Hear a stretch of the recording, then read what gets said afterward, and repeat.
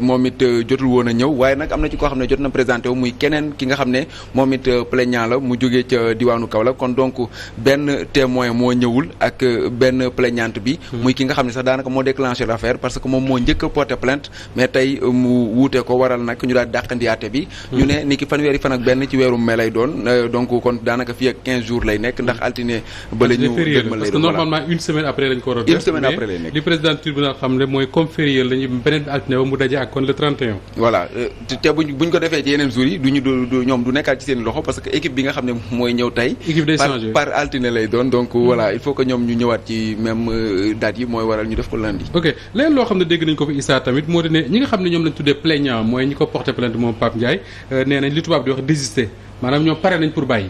pare nañ pour bàyyi lañ wax ndax déjà soxna si bi ñu gisee li mu wax ndiki sànq sax ñu ngi ko doon liiraat mais li mu wax mooy ne moom bëggul woon déjà ñu envoyé Pape Ndiaye en prison moom li mu soxla woon mooy lan ñu fay ko ay kopparam yi nga xam ne moom lañ ko yoreel moom la jàpp ne moom lañ ko yoreel sax laay wax moom loolu la doon sàkku mais du question de ñu emprisonné ko wala déet donc kon ñoom li ñu soxla dëgg-dëgg jamono ji ci procès bi mooy xaalis bi nga xam ne moom lañ wax ne moom lañ leen yoreel ñu jox leen ko mais pas ñuy dem ay prison wala di ci dugal ci yeneen yu nga xam ne xëy na bokku si d'accord muy mbir moo xam dinañ ko topp mais Pape Sané li nga xam ne jaaxal na ñi nekkoon ci tribunal bi yëpp tey biñ ne plaignante bi ñëwul ne témoins yi ñëwuñu li ñu wax mooy convoqué wuñu leen comment se fait-il que ñu yóbbu nit def ko ci kaso bi programme jour procès ba pare ñi nga xam ne ñoo koy taqal ñu ne ñoom kenn convoqué wu leen.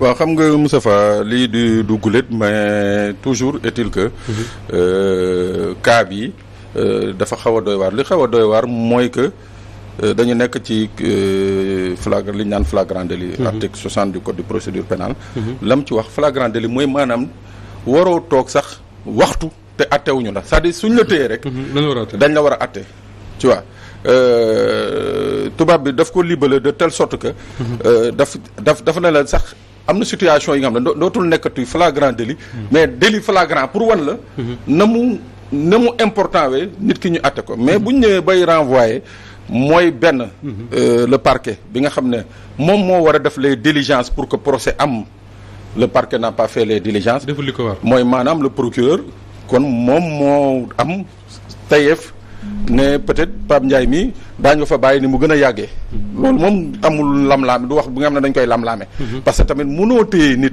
ñu defeere ko depuis kan Issa lundi lañ ko jàppoon donc je pense que 3 jours mercredi bañ ko defee rek léegi c'est-à-dire ils avaient le temps d'envoyer les convocations nécessaires c'est-à-dire def parquet def toutes les diligences nécessaires pour que tey jii le dossier ñëpp mën a ñëw ñii nga xam ne mënuñu woon ñëw au moins daañu joxe ngant ne mënuñu ñëw mais buñ ko defee nii mooy que intentionnellement le parquet a eu l'intention de garder encore davantage Pape Ndiaye dans les locaux dans les liens de la prévention ça mu doon li nga xam ne dañ koy noter mooy premier point xam dañ koy noter deuxième point bi man li ma soulever li ma gën a yéeme Moustapha je le dis ici tout haut que le procureur a manqué de courage il a manqué de courage parce que soo gisee déferlement médiatique bi nga xam ne moom nañu am tey ji mu coïncide ak jour procès bi mu am yeneen charge yu bees yi nga xam ne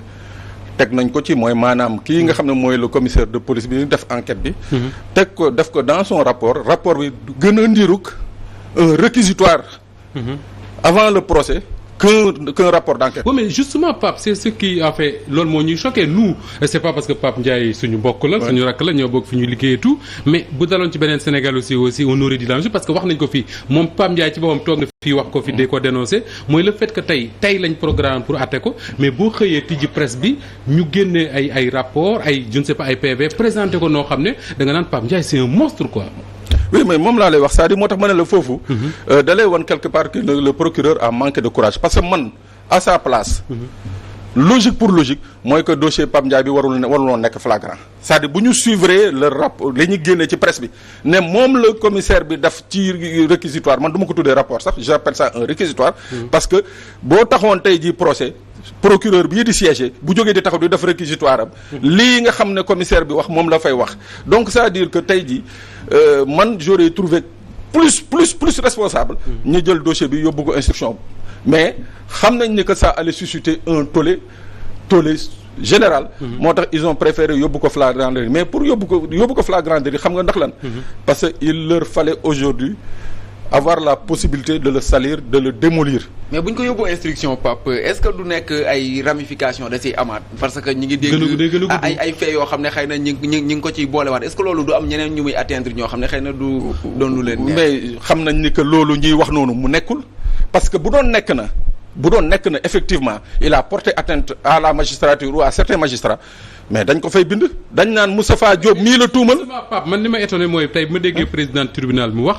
ne Pape Ndiaye lii lañ lay toppee nangu ko wala nangu woo ko dégguma mu wax ci ay atteinte à je ne sais pas comment est-ce qu'ils appellent ça jeter le discrédit sur une institution judiciaire dégguma ko. waaw mais enfin peut-être man maa dul déglu aussi. non mais effectivement ñun ñi nekkoon ci salle bi man moom dégguma ko.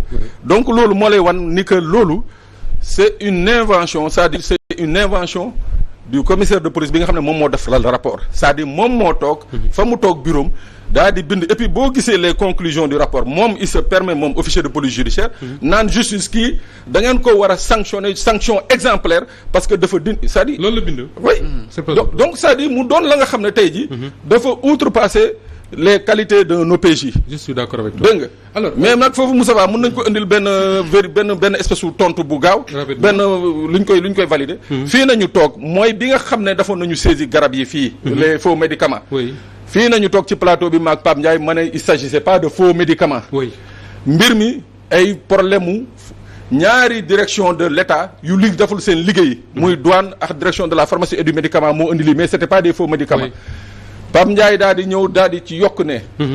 commissaire Sankharé boobu. du moo fi jotee woon ak pharmacien yi. ci Padois est-ce que du loolu moo jur tey jii mu am animosité boobu ba chargé nii donc loolu rek. man jàpp naa ni que c'est source de ressentiment bi nga xam ne parce que boo xoolee rapport bi. est-ce que quelque part da nga bëgg a wax ne. non c'est un ressentiment personnel dafa am occasion fayu. non c'est un ressentiment personnel. d'accord alors Georges loo xam ne également remarqué nañ ko mooy journaliste nga nekk jiite nga presse écrite pendant des années et des années tey boo gisee la presse quotidienne le traitement bi ñu def sur cette affaire Pape Ndiaye les PV ak le rapport du commissaire bi nga xam ne moo ne ci tali ci mbedd mi jour procès finalement daf lay choqué.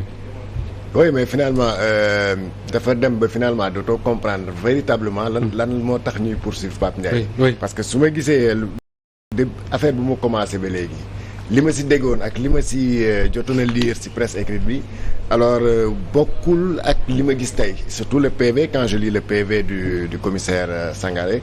Tu as l'impression effectivement qu'il y a une volonté de décrédibiliser Pape Ndiaye mais surtout une volonté de nëbb ko jant bi. parce que en fait fay li ñu demee c'est une affaire purement civile boo xam ne mënoon nañu ko régler Pape Ndiaye ñibbi si këram.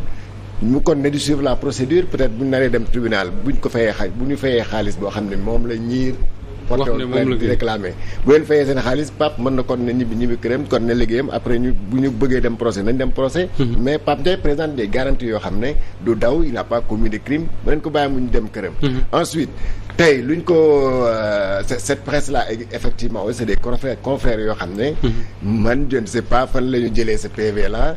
En tout cas, il y a quelque part une volonté, surtout le fait que presse boobu journal génn na samedi génn na vendredi. Oui. Donc on attend donc juste bu ñu nee tey la ñuy juger Pape Ndiaye pour sortir des PV ak en tout cas éléments yoo xam ne. c'est pour l'enfoncer. Je crois que là quand même ce n'est pas du tout sérieux. Maintenant le jour du procès également qu'est-ce qu'on entend ñu ne dañ koy renvoyer parce que. Les plaignants c'est-à-dire la partie civile am na ñoo xam ne teewuñu mais yow mënoo ça manque de sérieux et ça manque d'honnêteté parce que yow mënoo porter plainte contre nit lu c'est assez sérieux et puis ce procès là est tellement médiatisé que yow ku nekk ñoom Sénégal nekk na xam nga tey lañu war a juger avocat maître Tall nee na xale yi juddu tey sax xam nañ ne am na procès moi je ne peux pas comprendre que xam ne da ngay naan kii dama koy topp si yoon jour bu ñu ko waree atteint nga ne yow maa ngi doon nelaw ba 10 heures laa door a jóg ça veut dire que yow tu n'es même pas sérieux tu n'es même pas conséquent tu n'es pas honnête. Ensuite bon c'est vrai que l'autre bon il paraît que Kaolack la dëgg mais de toute façon boo porter plainte contre nit tu dois te donner en tout cas tu dois te faire le devoir ki dëkk Kaolack moo ñëw ku ñëw sax ku dëkk Kaolack moo ñëw. dëkk Dakar rek moo xam ne moo soqi affaire bi. moom si boobu mooy doon nelaw xaw ma daan def ko jàpp lu ci mënti am maintenant l'absence des témoins. C'est vrai qu'un témoin n'est pas obligé d'être là. Ce n'est pas un motif de renvoi. Le témoin il peut venir comme il peut ne pas venir bu la neexee dañ lay jàpp surtout que ce qu'il va dire il a déjà dit sur PV. Donc le PV warul le témoin. kenn mënu ko obligé ñëwal témoigner c'est le témoignage au tribunal il est volontaire bu la neexee nga teew bu la neexee nga bañ bu la neexee sax nga ne man damaa te police wala tribunal de sut man si yow dara mais nag je crois que là parce que imaginez que ñu dem dans 2 semaines que Pape soit blanchi comme ça veut dire on l'aura gardé injustement pendant combien de temps? Ce qui arrive à beaucoup de Sénégalais. Alors, ce qui est intéressant, moi, il y a une volonté quand même des différentes parties de solder cette affaire-là le plus rapidement possible. Ñu ñaan yàlla rek. Allez-y. Parce que tamit il faut que tamit benn chose il faut que ñu xamal ko Sénégalais yi. dañu jàngal le procureur dafa tàmmal Sénégalais yi mel ni moom c'est l'avocat de la partie civile. Le procureur il est l'avocat de la société autant l'accusé autant le plaignant la war a ak ñoom ñaar ñëpp ils sont concernés par le réquisitoire du procureur dëgg la war a faral dëgg mais fii nañuy gis procureur ba nga xam ne buñ ne ko Issa lii rek c'est-à-dire moom kiy wax Issa lii toppatootu ko moom daal na fexeel ba Issa ni muy duggee kooku nag il faut que nit ñi régler ce problème là il faut que les hommes de droit règlent définitivement ce problème. mais am na beneen affaire Pape bala ñuy àggale suñu waxtaan boo xam ne sénégalais yu bari dañ koy naqarlu nee nañ amoon na ci affaire Ousmane Sonko amoon na ci yeneen affaire moo di ne dañuy arrêté nit téye ko ba pare ne Pape Sané dafa sàcc montre Issa Tine bi ñu woo Pape Sané ndax montre bi mais bu ñëwee ba agsi ñu génn yeneen chef d'inculpation teg ci. waaw mais loolu parce que instant bi ñuy woolu Pape Sané. parce que amuñu ay éléments probants yi nga xam ne may na leen ñu entrer en mën a teg ay chef d'inculpation. Donc pour ça les enquêteurs sont obligés de ratisser large parce que du ñu am honnêteté. ne lii ñu bëgg a reprocher Pape Sané nii taxawul. nañ ko bàyyi mu dem déedéet daañu jéem a fexe. mooy li may wax li ma ko je l'ai dit une fois ici mooy malhonnêteté weesuwul nga convoqué Pape Sané mu ñëw li ngay njëkk def jël téléphone am di xool la mu doon wax ak Moustapha Diop li mu doon wax ak Georges nga ut si ak porondol naan voilà mu ngi ni d'ailleurs sax lii ak lii ça c'est de la malhonnêteté procéduriale.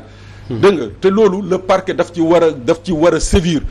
bu ñu woowee nit parce que dafa sàcc ginaar nañu yem ci sàcc ginaar ak moom. parce que loolu après ñu liggéey waaw leen très bien mu ngoog. alors espérons très bientôt daf ci am des fois aussi si côté boobu mooy des fois day buñ jàppee nit comme tey ku mel ni Pape Ndiaye ak keneen ñoo xam ne dañoo xaw a siiw tuuti duñ leen bëgg a bu fekkente ne même les faits xëy na xaw na oyof comme li Pape Sané di wax duñ ko bëgg a bàyyi muy demaat këram ñu war ko wooyiwaat ëllëg bu ñu amaatee lu gën a leer moo tax des fois dañuy bëgg téye ko fa xëy na wëriwaat leneen ba bu gis bu gën a peut-être pour l'exemplarité comme ils disent comme dit le commissaire. Alors de toute façon espérons que très bientôt lii lépp dina jeex et que ñu am mbégte balay yàgg retrouver les deux papes du lundi continuer di waxtaan suñu waxtaan parce que mooy lépp solo pour ñun. alors Serigne Cheikh Thioro Mbacké ñu ñëw boog waxtaane li nga xam ne mooy seen actualité yéen te semaine bi en tout cas début semaine bi bari na luñ ci journaux yi bind muy dem gi Ousmane Sonko demoon foofu la ci Serigne Mountakha Mbacké d'abord audience bi kan moo ko lijjanti parce que am na ñu ne yow mi génnoo ci. xam nga boo tëbee tëb rek sëñ Moustapha ñëw ci audience bi day gàtt lool. bismillah aywa. il faut que nga ñëw ci li ko waral. li ko waral. waaw ndax ñëpp xam nañ ne dafa am lu xewoon ci réew mi. ci diggante le 3 jàpp ba le 10 mën naa ne la. bi mu xewee ku ci nekk xam ne xalif bi taxawaay bi mu ci am. te taxawaay bi dafa am lu ko sabab. ndax bu ñu fàtte ne bi yëf yi tàmbalee sëñ Abdou Mbacké di ko ñaanal yàlla suñu borom may ko. bu Daaru Musti waaw. moo jël ab tànkam dem ba ci Cheikh Mouhamadoul Mountakha leeral ko li xew ci réew mi ak situation bi fi réew mi toll. sëñ bi ne ko li nga wax yow yaa ma koy yëgal man yëguma ko woon waaye dinaa ci am taxawaay ba ma ci war a am. ñëpp xam nañ ne xalif bi taxawaay ba ma ci waroon a am na ko ci. ndax ci kàddu sëñ Abdou Samad Sonia bu nee na xalif bi nee na ñaan na Macky Sall waaye Macky Sall mayu ko loolu moom ñëpp dégg nañ ko. bi loolu lépp jàllee ba Ousmane Sonko delluwaat këram ba problème yëpp jeex. xalif bi dafa wooluwaat sëñ Abdou. waaw da ko wooluwaat woolu ko ñaara ko waraloon. bi ci njëkk mooy sant sëñ Abdou Mbacké. gërëm ko ba pare yónni ko ay cant ak ngërëm ci président Ousmane Sonko ba pare ne ko toogal nee ko na toog déglu ma dinaa ko woolu mu ñëw seet si ma. d'accord waaw mais nag visite bi moom. kon mbir mi moom départ yàgg.